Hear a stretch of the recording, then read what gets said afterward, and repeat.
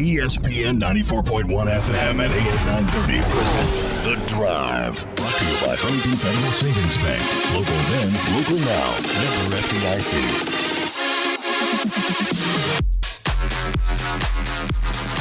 Welcome in. It is The Drive on ESPN 94.1 FM and AM 930. I mixed it up for you, didn't I? You can join the program anytime by calling Miller Lite phone lines 877-420-TALK, 877-420-8255. Miller Lite, whole true, great taste, only 96 calories. It is the original light beer. It is the Tuesday, March 10th edition. We are on the eve of Marshall basketball. They're in Frisco for the Conference USA tournament. And so far, all I know is they're still having the tournament. That hasn't been canceled. We got a lot to get into today, and it's halfway medical related because, well, the coronavirus, COVID-19, whichever you want to call it.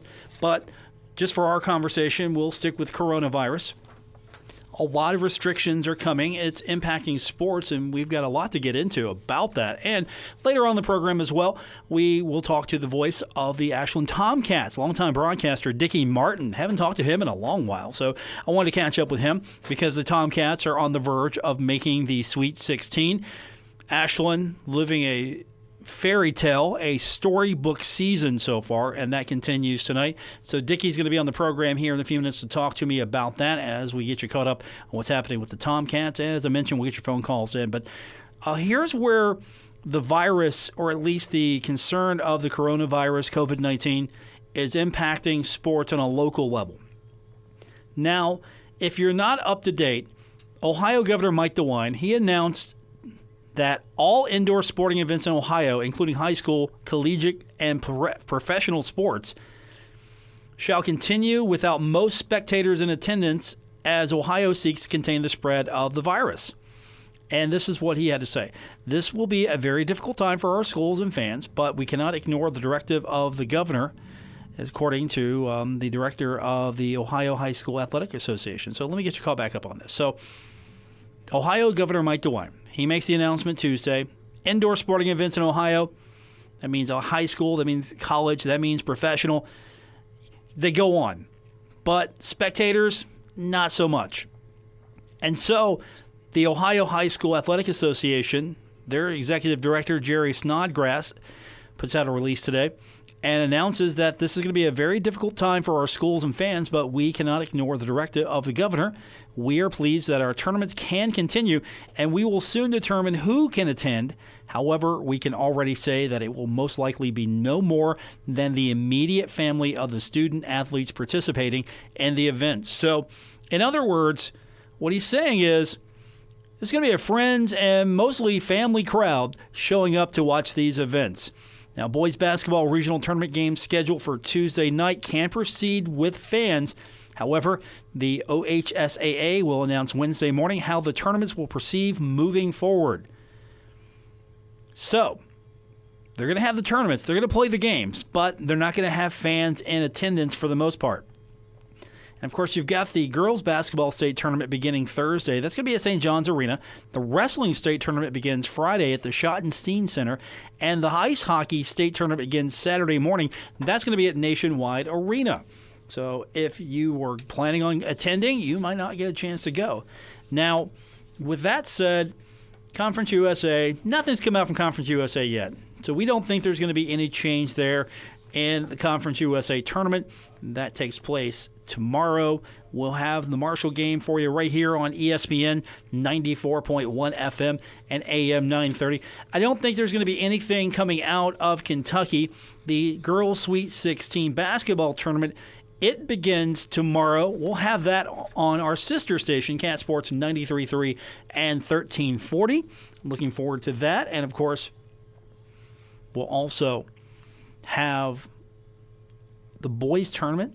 We'll have all the UK action. That's over on our sister station, Cat Sports 93.3 and 1340. But, you know, as I was sitting down trying to put all this together, getting ready for the show, yeah, I'm seeing more of this come out. And the Ohio announcement came out just recently. So, and I thought, okay, maybe we're just having a couple of spots being a little proactive. Like, for example, the Ivy League canceled its men's and women's basketball conference tournaments because of concerns about the spread of the virus. Now, the 4-team tournaments scheduled to be played Friday through Sunday. Going to be played in Cambridge. Now, the Ivy League instead is going to award its automatic NCAA tournament bids to the regular season champions. So, the Princeton women and the Yale men. They won the regular season. They get the automatic bid. They get to go to the tournament, which for Yale and Princeton, that's good. It's kind of bittersweet. I'm sure they would like to have won the tournament, but at the same time, they were the regular season champions in both men's and women's basketball, so they get the bid. And we haven't seen much at the Division I basketball level. We've got a lot of conference tournaments going on all over the country. Haven't heard much out of the Big Ten, the Southeastern Conference, Big 12. We haven't heard much out of these tournaments. The NCAA, they're aware. They are looking at it. There might be a streamlining of a couple of venues. Nothing has been set in stone. There's nothing that's guaranteed as far as where these tournaments are going to be played, if something needs to be adjusted. But as it stands right now, some countries, they are canceling sporting events. Other countries, they are playing sporting events without fans. And right now, we have a few instances where fans have been excluded from events. But for the most part, we've got a lot of things happening. A lot of things are in motion as far as what the fan experience, if any, is going to be during sporting events. And I think some of the leagues are being proactive.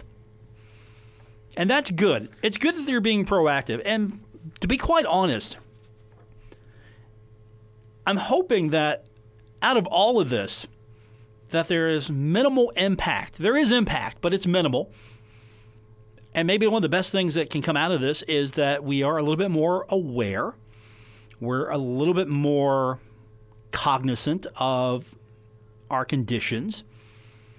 Wash your hands. And I'm not saying that to be flippant, but you know what? Wash your hands. Be aware. If you're sick, stay home. Employers, if your employee is sick, let them stay home without penalty. I know we have sick days. Some have better sick day policies than others. Still, we need to, if you're sick, stay home. Take care of yourself. Health is a priority, and I'm hoping that we become more aware of this. But at the same time, I know the Pirates, they took their off day and they sanitized their facility. And that's not a bad idea. That's really not a bad idea. Because after all, we should be practicing a little better health. We should be practicing a little bit better precautionary measures at any time. I mean, maybe this is going to cut down the flu as well. And I don't say this to be flippant because I know some people are losing their minds on both sides of the spectrum. There are people who are just looking at this like, you people are crazy. This isn't a big deal. And then there are other people who are hoarding. Yes, hoarding supplies. And I get it completely. I'm more in the middle of this. Hey, do what you have to do to take care of yourself. But we are seeing now starting of the impact of this. I don't think we're going to see the NCAA tournament, unless there's a major outbreak, I don't think we're going to see the NCAA tournament give up fans at the tournament. I'd like to see, however, how far this progresses. But the major leagues, the 4 major leagues, the NBA, NHL, MLS, and MLB, the 4 major leagues that have sporting events going on right now, all 4 issued a joint statement announcing media restrictions over the concerns of the coronavirus. And I even heard this live during a radio broadcast. I'm a New York Rangers hockey fan, so I'm listening to New York Rangers hockey on the radio. I tune it up. I'm listening to ESPN New York, and afterwards, they were talking on the air about the postgame. Hey, we can't go in the locker room. This is something that's new. And usually in major league cities, pro sports, you get to go in the locker room, you get to do interviews. But the joint statement came out that they're going to end all media locker room access as a part of a coronavirus response plan. Now, that doesn't mean that the media can't talk to the teams and that representatives won't be there. But the release reads as follows. Major League Baseball, Major League Soccer, the National Basketball Association, and the National Hockey League today issue the following joint statement. After consultation with infectious disease and public health experts, and given the issue that can be associated with close contact in pre- and post-game settings, all team locker rooms and clubhouses will be open only to players and essential employees of teams and team facilities until further notice.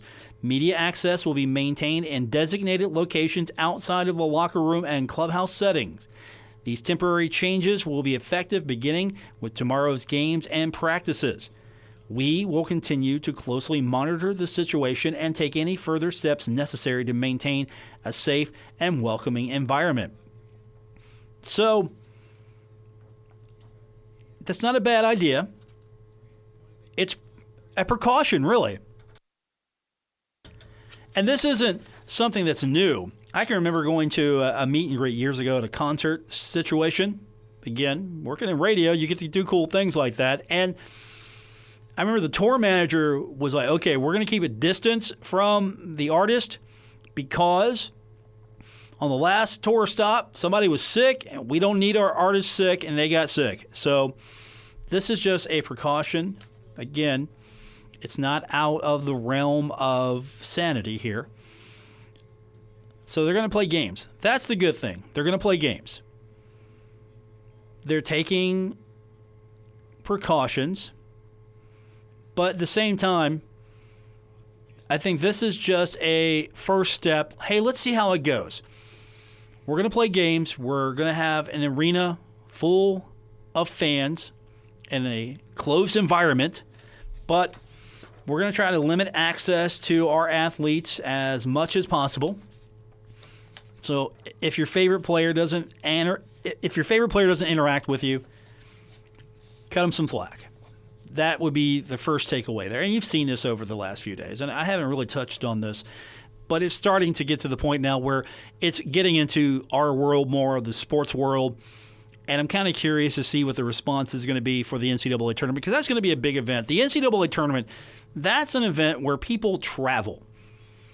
It's not, hey, let's go down the street and watch the game. It's not one of those.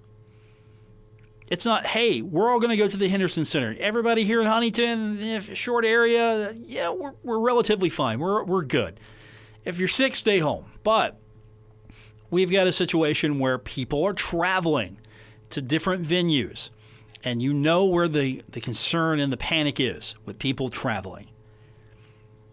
What will the leagues do? What will the NCAA do?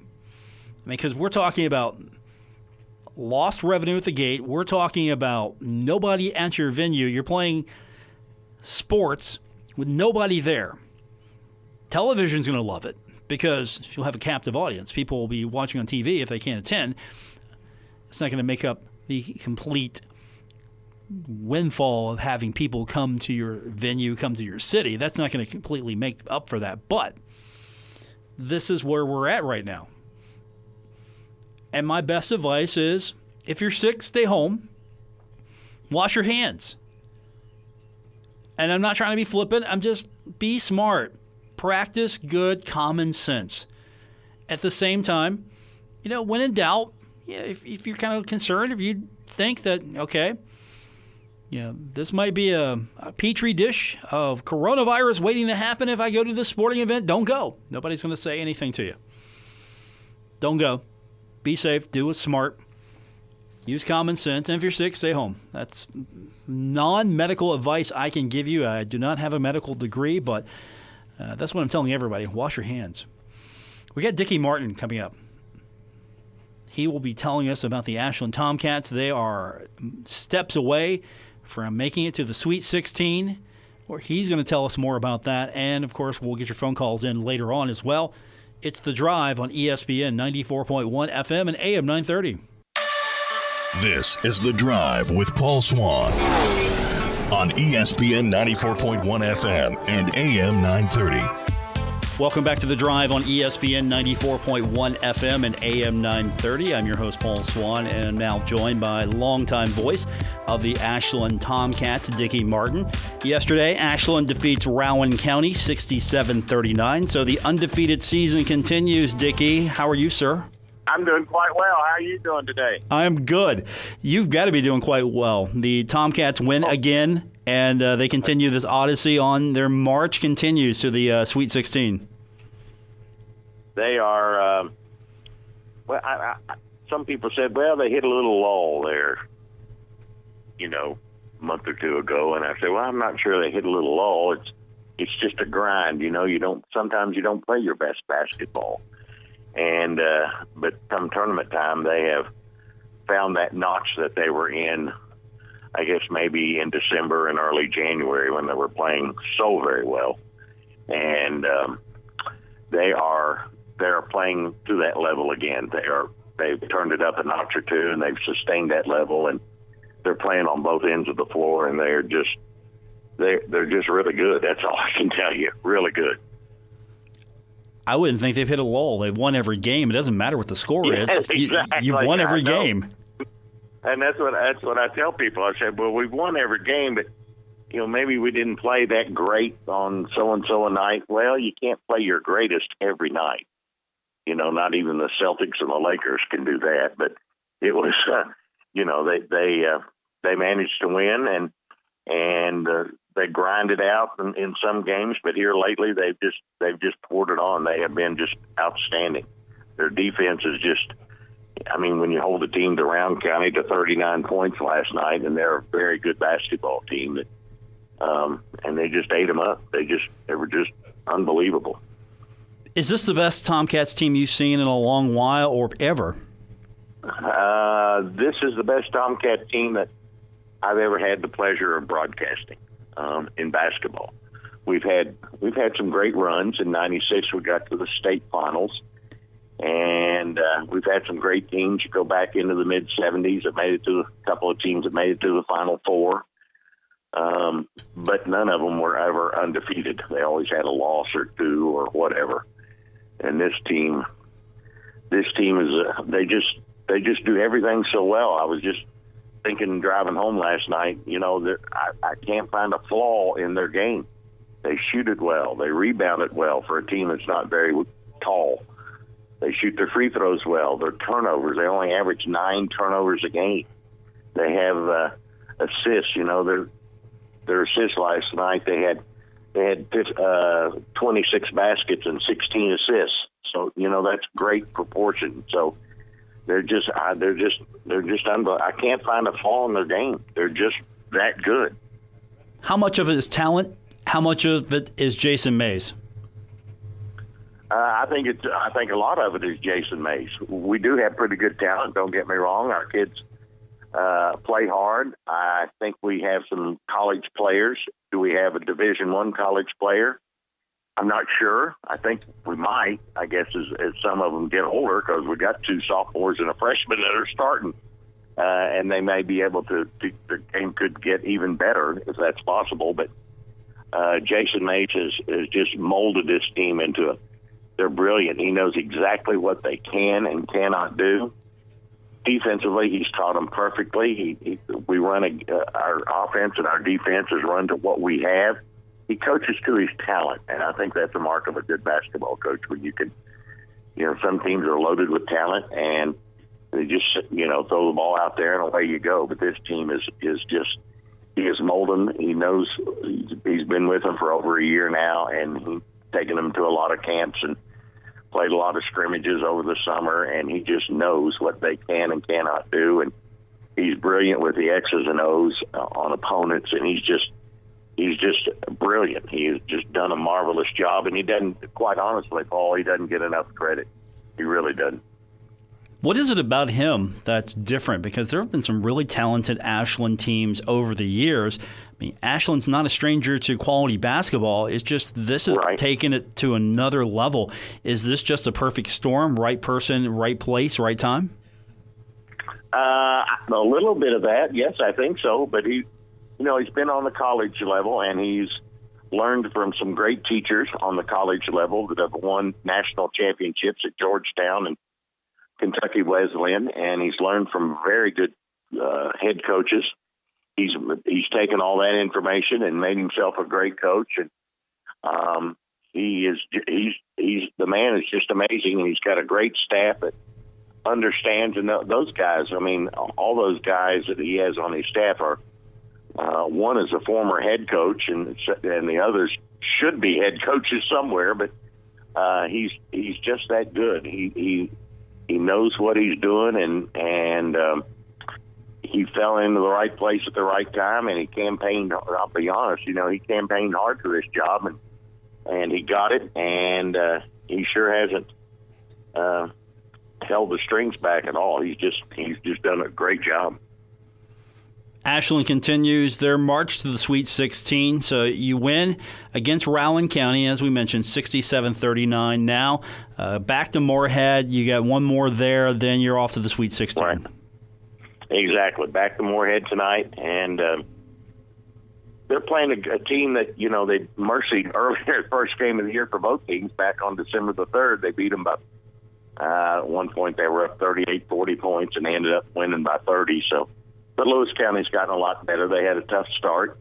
They had some internal problems and got that fixed. And at one point they were 3-9, and now they're sitting there with 18 wins and 14 losses. So they've turned the thing around. They're playing much better. They got a nice team that plays hard. They're well coached, and Ashland's going to have to play some basketball tonight. They're going to have to bring their A game.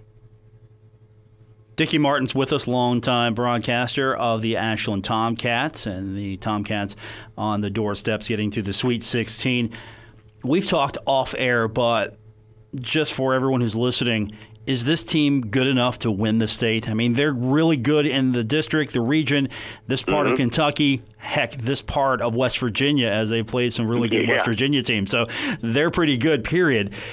Is this a team that can win it all? I don't think there's any doubt in anybody's mind. That's the thing about this team. A month or 6 weeks ago, or even 2 months ago, people were saying, oh, my goodness, they've won 20. They need to lose a game. I don't want them going into the postseason, with a loss and all, or, undefeated, too much pressure, blah, blah, blah, blah, blah. But these kids have a will to win. They go out every night to win, and they don't want to lose. And they've played some very good. We've played a couple of Louisville teams. We played a couple of teams from Central Kentucky and Northern Kentucky, and we beat them all. So, and some of them are still playing for their regional championships in the next day or two. So we've beaten some good basketball teams, and they know how to win. They want to win.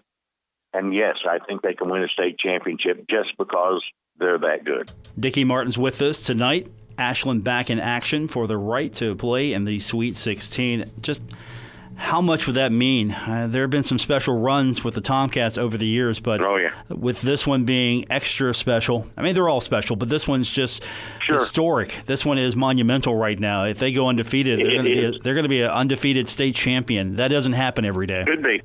No, that could very well happen. I don't know. I just don't know. This is a special group of kids that they're unbelievable. And the only other team, of course, there's been 3 undefeated state champions in Kentucky. Ashland was one of them way back in 1928 when they went 37-0. It just so happens if Ashland wins out, they would be 37-0. A team from Central Kentucky at a little school named Brewers was undefeated, and another team way back in 1916, Henderson from Western Kentucky was undefeated. But none have played this type of basketball. So this would rank up with the 1928 state champs, the 1961 state champs. This would go down as one of the great Ashland basketball teams of all time, and in my opinion, would have to be one of the great high school basketball teams in the state of Kentucky. So you were there for that first championship back in the 20s, right?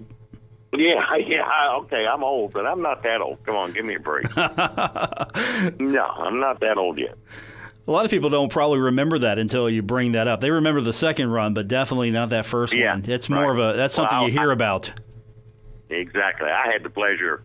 I was just a little fella, but my mom and my dad took me to watch the '61 Tomcats win the state championship back in 1961, and it was quite a feat. I enjoyed it, and this would be quite a feat too. I think I could really enjoy this too.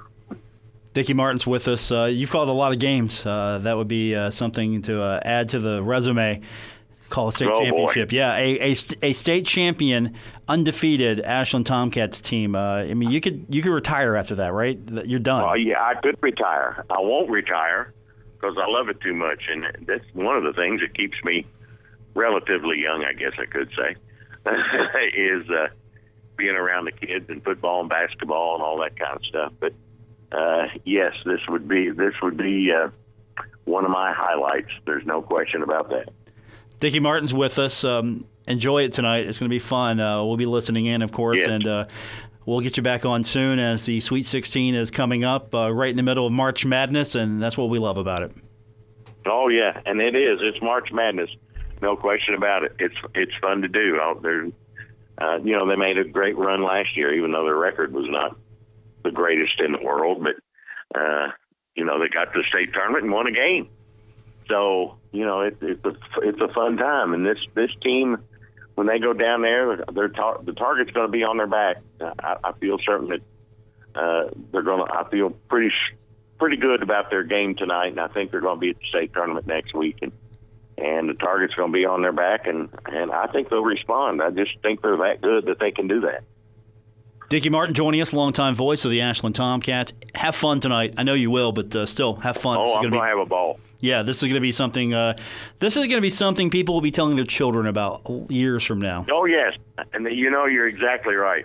Because my grandkids have come to the games and so forth, and they'll look back on it someday and say, "Oh man, I remember that team. I remember those guys," and it's quite a bit of fun. Dicky Martin, my guest. Have fun tonight. We'll talk to you soon, buddy. All right, thank you, Paul. That's Dicky Martin, longtime voice of the Ashland Tomcats. We've got more on the way. It's The Drive, ESPN 94.1 FM and AM 930.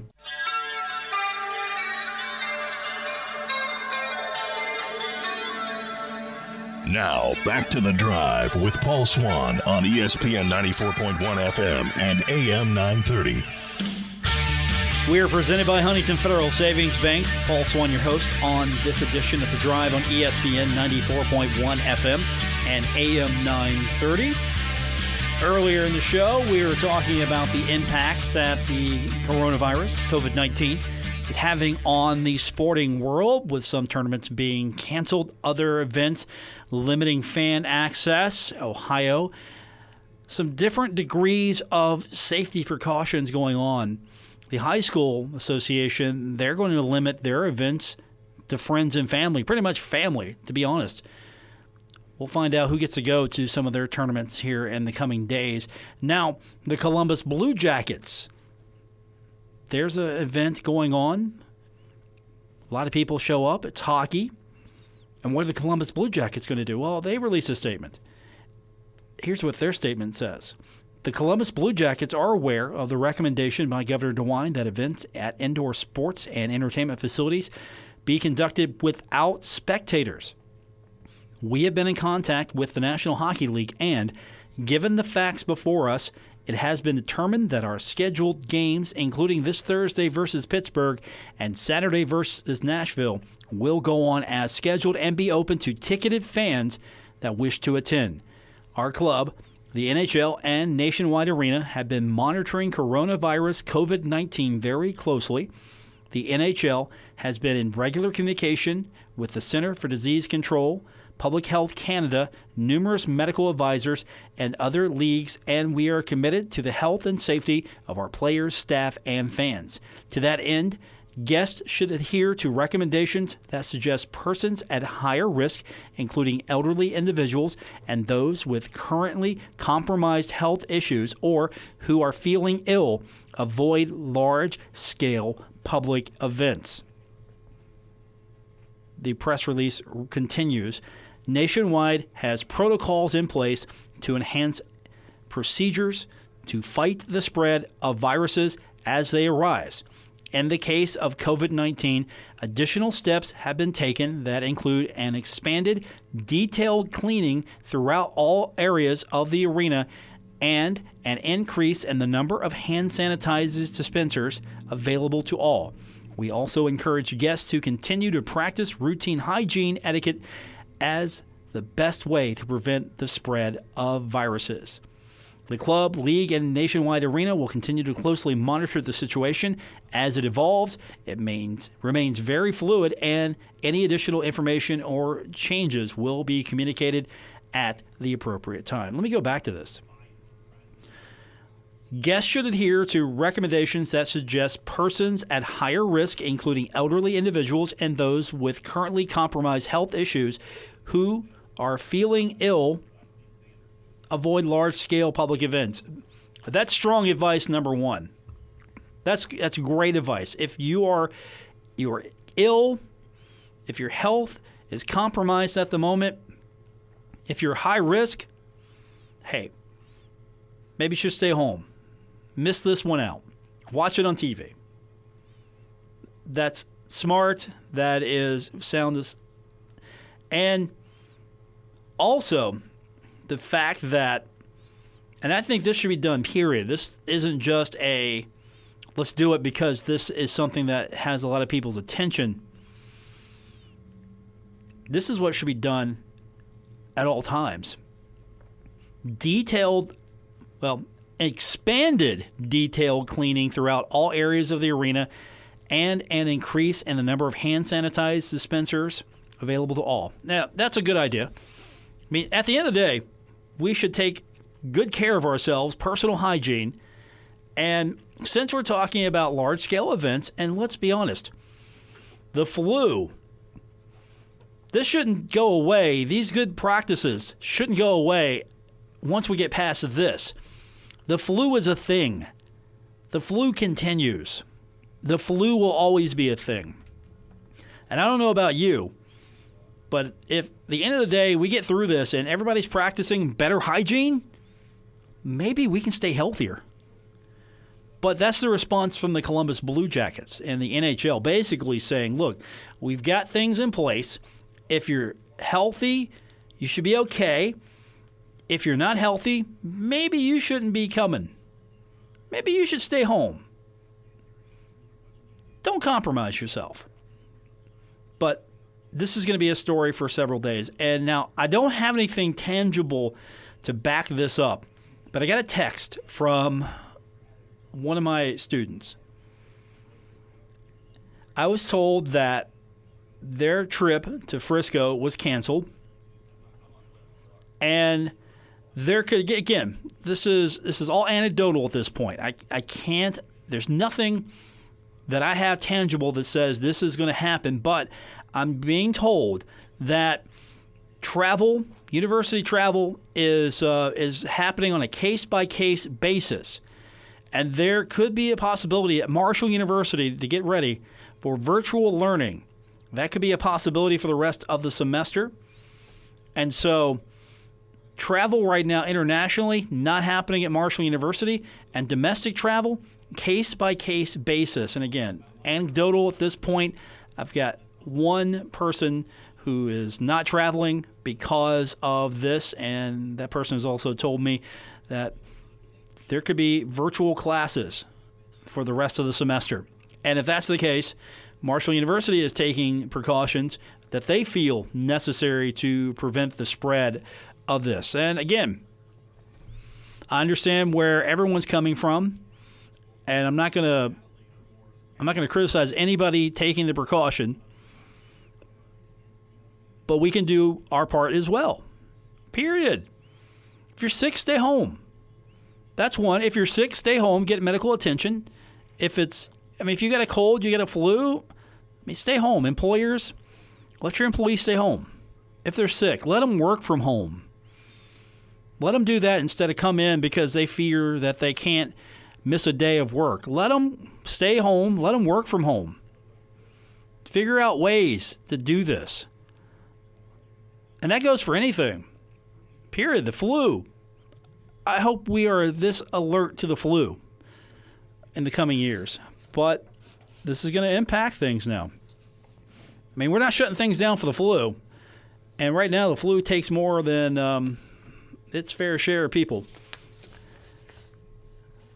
Paul Swann, your host for today's edition of The Drive, ESPN 94.1 FM and AM 930. It's sort of a somber day here on the program as sport being impacted by the outbreak of the coronavirus, COVID-19. We will continue on here on ESPN 94.1 FM and AM 930.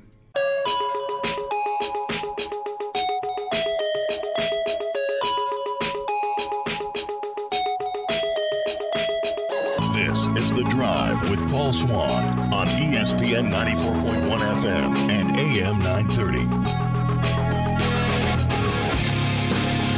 We're wrapping up the Tuesday, March 10th edition, The Drive on ESPN 94.1 FM and AM 930. Thanks for tuning in to today's edition. Don't forget, coming up tomorrow, we will be laser focused on Marshall. They are taking on UTEP. We go on the air 9 p.m., 10 o'clock is going to be tip. We'll have that game for you right here on ESPN 94.1 FM and AM 930. So we've been talking a little bit about how the coronavirus has impacted the sports world as it continues to grow. Things that are in motion right now, how this is being broken down. And this is what we've got so far. Philadelphia city officials have warned citizens not to attend gatherings of more than 5,000 people. So that doesn't impact sports directly, but it does because they're not singling out the Philadelphia 76ers and the Flyers. However, they're definitely attracting more than 5,000 people to their events. You know about what's happening in Ohio, especially with what's going on in high school athletics, and that directly impacts a few people, especially when it comes to local teams. We don't know directly what's going to happen next. All we do is Ohio is going to be impacted tournament-wise from the high school level. NHL saying, we're good right now. Don't do anything stupid like come to the game sick, but we've got things in place to kind of minimize this. It's going to be a good, clean, sanitary environment, I guess is what I'm trying to say here. So, I mean, the Ivy League, I don't know if they hit at least in North America or at least in the United States, I don't know if the Ivy League was really the big domino that fell with them postponing or actually canceling their tournaments. The New York Half Marathon is canceled. MotoGP, they are postponing the upcoming Grand Prix of the Americas. So that gets impacted. As we mentioned, right now, professional leagues are limiting media access. The NBA's got a owners meeting coming up tomorrow to discuss future plans. There is concern that, at least among owners, that games, especially playoff games, could be played in arenas without fans. I mean, Italy, which has been hit hard by COVID-19, they are canceling sporting events. Major League Baseball, right now they plan on finishing spring training and open the season with fans in attendance. That's a possibility. That right now you could be looking at arenas and empty ballparks.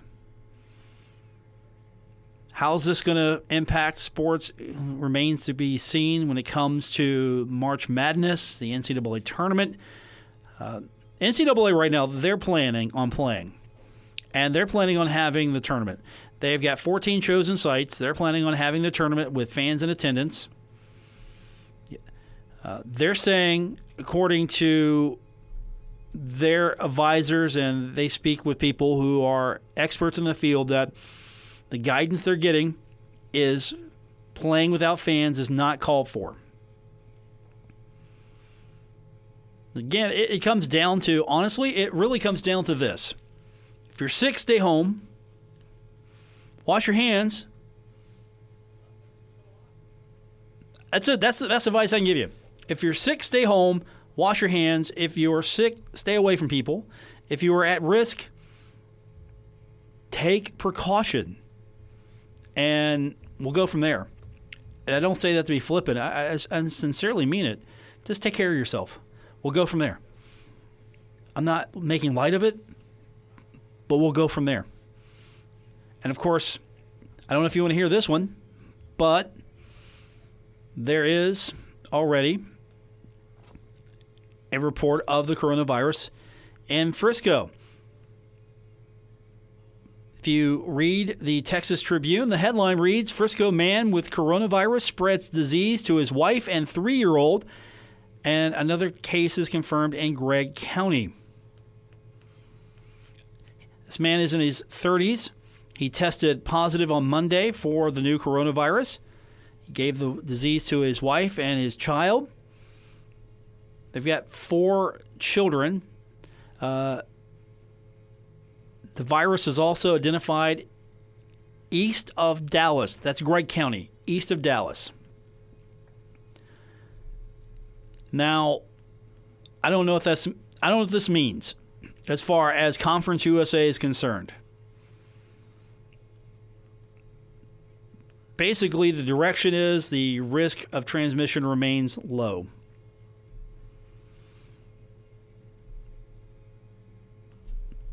Keep that in mind. And that's going to do it for this edition of the show. Thanks to Dicky Martin. Appreciate him coming on the program today, talk a little Ashland Tomcats basketball with me. Hopefully we can get him back on soon and talk about the Tomcats making the championship run. Don't forget high school girls basketball action. The tournament begins tomorrow. Listen in on our sister station, Cat Sports 93.3 and 1340. Thanks for listening here on ESPN 94.1 FM and AM 930.